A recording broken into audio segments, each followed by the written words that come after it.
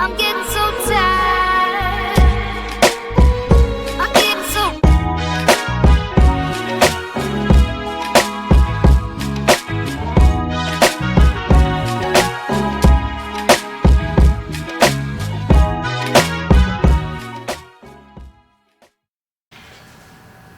Y'all know what's going on. It's time for another episode of Doing Time with Joe. I'm your host, Joe Baker. Welcome to the show, y'all. I'm back with my guy, Drewski, so we can get this story rolled out for y'all, right? About how he was able to somehow forgive the person that assaulted him when he was in the juvenile unit.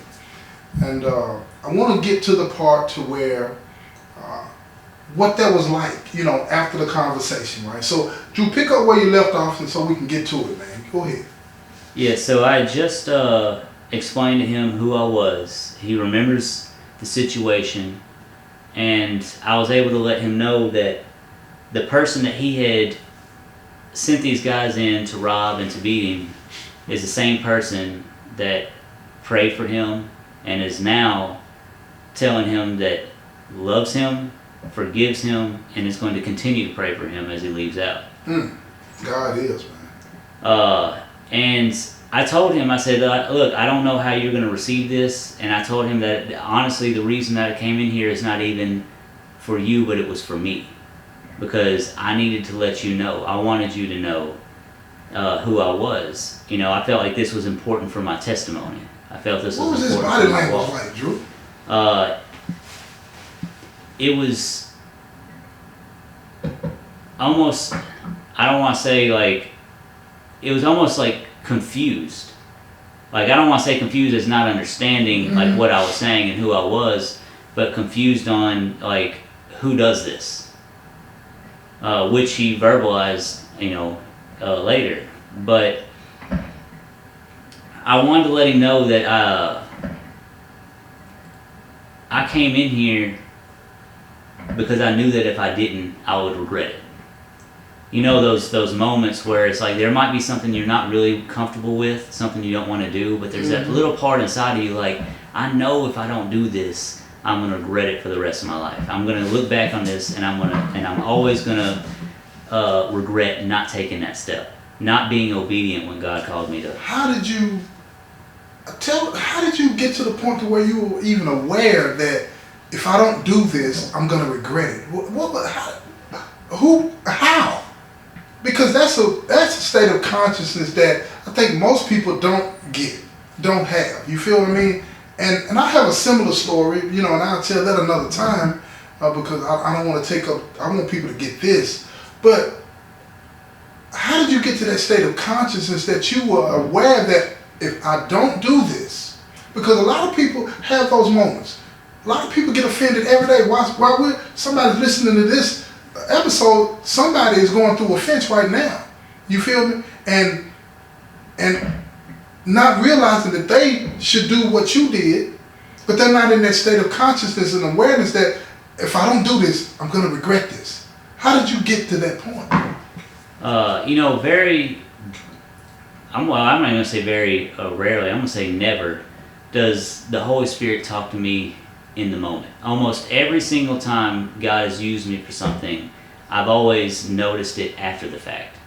You know, I've always looked back and seen, I see what you did there. I see how you used me there. You know, but I was always being used unawares.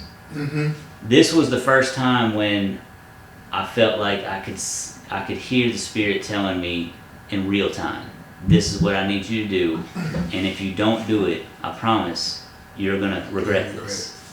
And so that's really the only way. It's not anything brilliant or wise on my part. It was just something that was told, and I just heard it, and that was it. I was told I would regret it, and I listened. Where did you get the strength to be obedient to that? Because you could have said no. You know, this is where, I mean, because in a way I tried to say no. Like I said, what do you mean by that? I tried to set it up to where it was in circumstances that I knew couldn't work out. Like I told you, I tried to set it up in the chapel, and when I knew he probably wasn't going to be able to get there. Right. So there was a part of me that even though my actions, you know, on the surface looked like I was being obedient, I really wasn't, because I was trying to set it up in a way that I knew it wouldn't work out the way that it should have. Like trying to trick God. Yeah, I was trying. Yeah. Yeah. And so when we talk about, how did I get the strength, or how did I get the integrity, or Right. how were you able to be obedient in this situation? Right. I think back to like I mentioned to you, I think back to what Saquon Barkley said. Okay. When when Saquon Barkley, he had the opportunity to break the rushing record on the last game of the year. Mm-hmm. And he chose not to go for it because he wasn't going to risk getting hurt and missing the postseason and helping his team win a Super Bowl. And so everybody, gave him all these accolades, saying, "Oh, he's so selfless, and he's so is just such a great man that would choose his team over himself." And so they asked him during the press conference. They said, "What would make you to choose your team over yourself in this situation? What would cause you not to want to go ahead and just break the record?" And his response to them was, "Y'all give me way too much credit." He said, "I wanted to play in that game." He said, "I wanted to break the record, but the call was made by somebody above me. And so I had to be obedient to what they said." And I feel like that's perfectly explained my response in my situation. People talk about how were you so strong that you were able to do this, or how were you able to have the character to be obedient in a situation like this? And I say the same thing that he said, is that y'all give me way too much credit, because if it was up to me and my flesh, I wouldn't have. Well, I ask you that because you got people that are going through that now. I believe that because stuff happens all the time. And I want them to experience what you've experienced, because I've experienced. I know how that feels. It's an amazing thing. And what would you say to them, those individuals that try to do what you did and what I did, trying to trick God, so to speak, you know what I'm saying? Trying to make it appear that you're being obedient, but you're really trying to get out of doing it because you don't want to do it. But you're driven to do it. It's that God's grace is, you're going to do this. You understand? Right. So what do you say to them? Well, what I would say to them is that he's asking you to do it for a reason. And when you get to the other side of it, it's a much better feeling than you could have ever imagined. And I want to use an example out of scripture real quick before I get into my specific personal experience with this. Is that in the book of Jeremiah, he has a vision. And in this vision,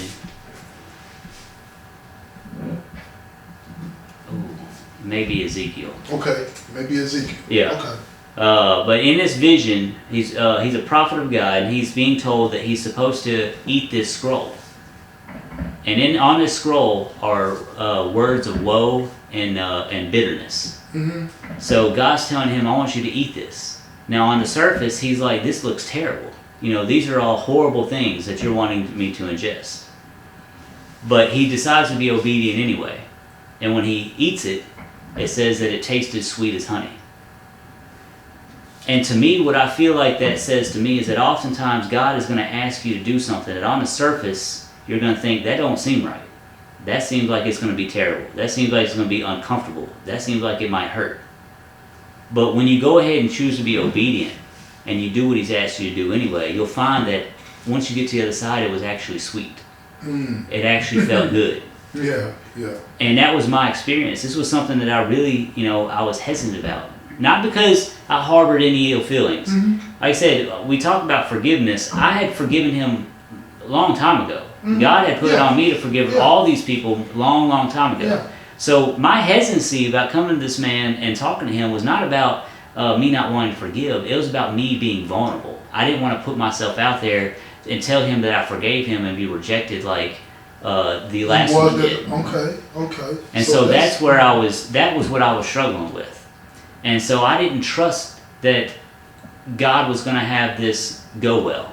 So you wanted to, you were cool with the forgiveness part of it. Right? But you didn't want to face that possible rejection of the act that you would have to actually go through. Yeah.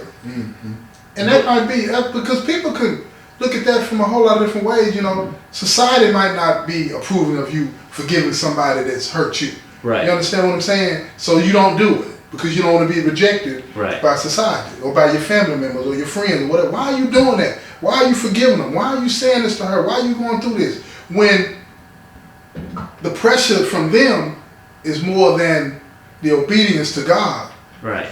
You're out of balance, right? Well, yeah. And so as I sat here and I told him everything I had to say, told him who I was, told him I loved him, told him I forgave him, and I sat there and I prayed for him again. I prayed for him, I prayed for his family, and I prayed for anybody that he was going out to, that they would be prepared to receive him and to help him and to uplift him. And after I got done praying, I sat there for a few seconds with him and allowed him to process everything. Because I could, like I said, he had this look that was almost like confusion. And so he sat there for a few minutes, and as he processed it, his face changed, and it kind of lit up. And he told me, no, this has never happened to me before. Nothing like this has ever happened in my life. He said, I've been prayed for, and I've been told that, that somebody loves me. But they've always been by people who I've treated right. He said, I've never had somebody I mistreated pray for me. I've never had anybody I've hurt tell me they love me. And he said that it feels different hearing that for someone who has no reason to tell you that. He said it makes it feel more genuine. Because he said, like we talked about before, how the mutual beneficiary relationships that people can have. A lot of times people will tell you they love you because you love them. Yeah. But he knew that wasn't the case because I had no reason to believe that he loved me. I had no reason to believe that he cared about me. And for me to love and care about him anyway, he said, meant something great to him. Yeah. And I could see the impact it had on him because you could see that he just felt like at a loss for words. And he stood up and he gave me a hug and he told me that that meant a lot to him. Yeah. And I could tell that he was emotional. And so I hugged him back and I told him that I would see him again, at church because he had about another week and a half left before he went home. Mm-hmm. And as I walked off, that's when I saw you because I was still trying to process everything. Because like I said, this was one of those moments where I knew in real time that this was going to impact my life forever. Yeah. This was going to be something that strengthened my walk. This was going to be something that was added to my testimony. Mm-hmm. And so I was having a hard time, processing this. And I was emotional. When I got back to where I had to get back to, I was on the verge of tears. Just because I was just so in awe that God would choose to use someone like me to affect somebody else, to show somebody else that they are loved, to show somebody else His love. Like, who am I to carry the love of God to somebody else? I don't feel worthy of that by any means. And I just was in awe that someone is, I guess, that I see as horrible as me, who's done some of the things that I've done, that God would say, I still want to use you to accomplish my purpose. You're going to be someone I choose to use to complete my will in someone else's life. You think about what he said, the guy said, it felt more genuine, it felt more real. You made me think about, here we are down here on earth and all the nonsense that we do. I imagine what Christ feels when we're doing things and not being appreciative of the sacrifice that he made. We're constantly doing things that would be characterized as offensive or wrong and all this and that. And he loves us anyway. He loves us anyway. And when you said that about the guy saying that it felt more real, that really just sparked something in me, it helping me connect to the sacrifice that Christ made and the desire for me in me now that wants to, I don't want to disappoint him. I don't want to do anything that could be seen offensive to God. You understand what I'm saying? And I'm thinking that's probably what happened to him. That he was able to see through you a representation of Christ front and center.